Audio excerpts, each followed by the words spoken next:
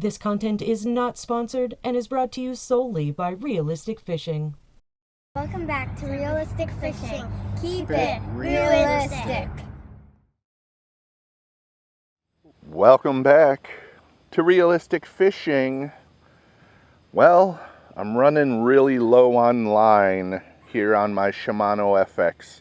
So we're going to remove the rest of this 4-pound test and we're going to re-spool with 6-pound test so I can fight bass with a little more confidence on my ultralight setup. Alright, let's get rid of the 4-pound test. Alright, that took all of about 2 minutes to get that line off of there. Now let's get some new 6-pound test on there. We got to make sure we pick all this line up. We're going to throw it away.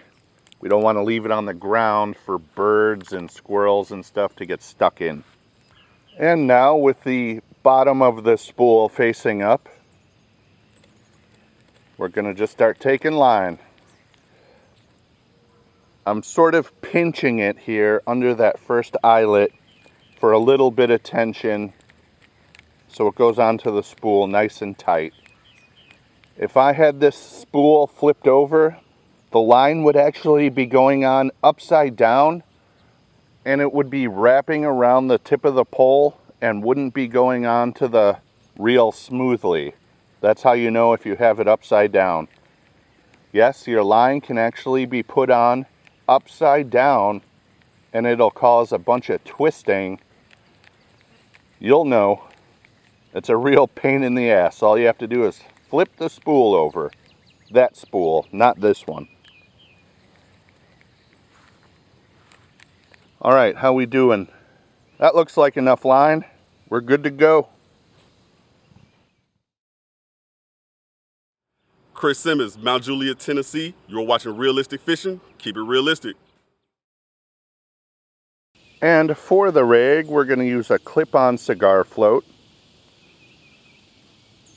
a BG1 hook, it's actually a jig head, and some gulp minnows. We're fishing the Desperation rig. Let's get it tied on. And that's it. We got the gulp minnow, we got the float. Let's see if we can get a bite. Look at all the tiny minnows swimming away from the bank as I approach.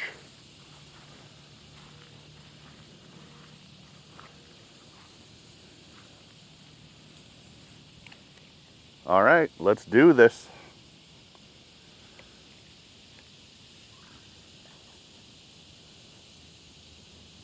Looking for bass, bluegill, sunfish, crappie. I haven't caught a sunfish or a crappie in this lake for a long time.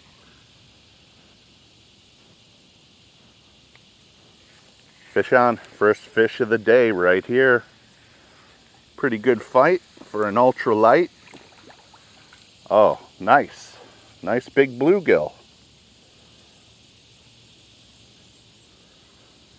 There it is with the BG1 sticking out of its mouth.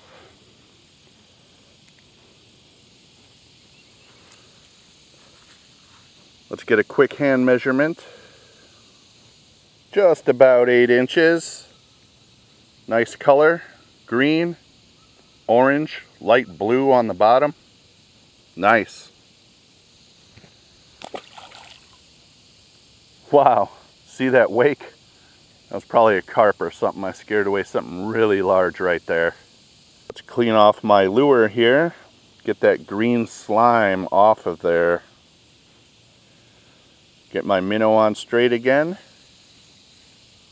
Let's try again.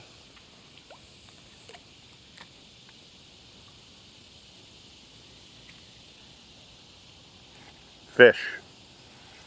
Another good fish. Look at that bend on the ultralight.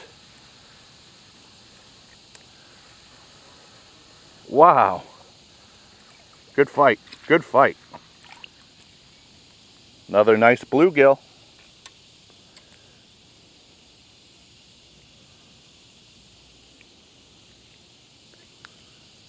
Let's get a quick measurement. A little bit smaller, 7.5, but still great color. Rowdy bluegill. Let's keep going. I think I found some. Oh, got a loop on my spool. There we go. Sometimes that fresh line gets a little out of sorts. Just takes a minute to stretch out, get broken in. Just don't panic. You can usually get it untangled. Now's the time of year when I would keep them if I was hungry for bluegill. They've had a chance to spawn. There might be some really late spawners out there still, but for the most part, the good genetics have been passed on, so open season for bluegill. Come on, where are the bluegill? Let's find some more.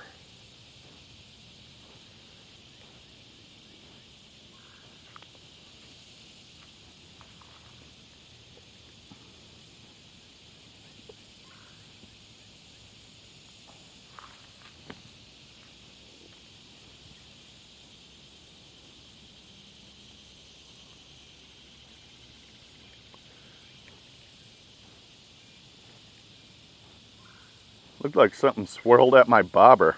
There we go, fish on. Another good one. Look at that bend. Look at that bend. Nice. Nice bruiser. Now that's a chunk. This is Sebastian, Saint-Jean-sur-Richelieu, Quebec. You're watching Realistic Fishing. Remember, always keep it realistic. Nice big dark colored bluegill here. Let's try and get a hand measurement. 8 inches. Biggest one so far. Darkest in color. That's a bullgill. Nice one. There was a while here between June and July when the bluegill bite kind of died off, recuperating from that early spawn. But they seem to be hungry again, so we're going to keep going.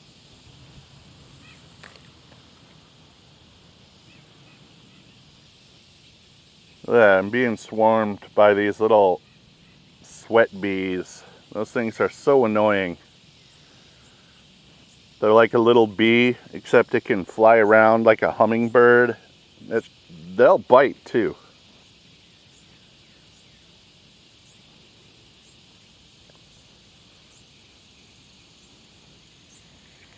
I don't know if sweat bee is the correct term for those, but I think you know what I'm talking about.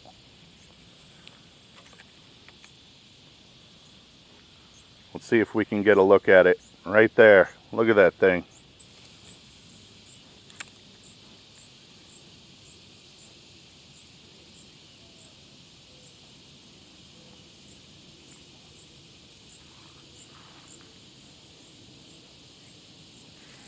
Fish on.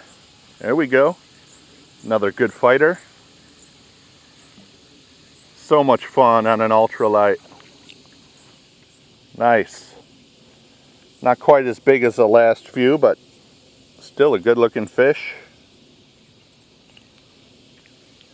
Let's get a quick hand measurement. 7.5 inches, maybe 7 1/4. Nice green color though. Green, orange, maybe even some pink. We'll try a couple more casts. I'm thinking about moving. Well, just as I said that, we got another bite. Does not feel like a tank. Not putting up a ton of fight. A little bit smaller here. Maybe about 7 inches. Let go.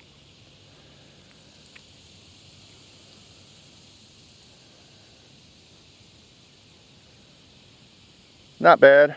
Just barely a keeper if I was looking to keep.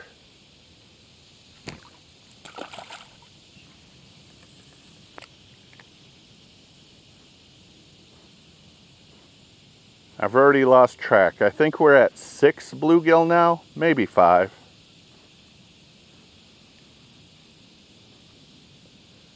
Just enough for a lunch, if I were so inclined. Maybe one of these days I'll do a bluegill catch and cook. Last cast, whether I get one or not.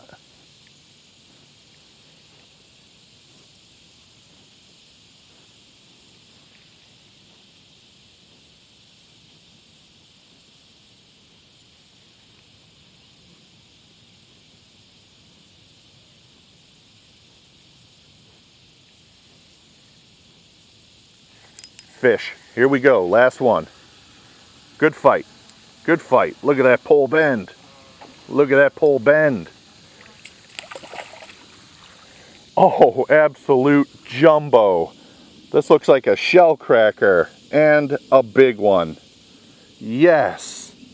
Yes. Last fish of the day right here. Well beyond my arm. 9 inches. This is a shellcracker. You can see that white outline on the ear, the slightly different color profile. I mentioned that I don't catch many of them lately, but here's a beautiful shellcracker. Wow. Let's let it go. And that's it. Last fish of the day right there. Beautiful shellcracker. I have to say that was a pretty amazing trip. I got sweat dripping off my nose, but that last shellcracker made it all worth it. Get out there, try some ultralight fishing, catch some big bluegill and shellcracker, and thanks for watching Realistic Fishing. Keep it realistic.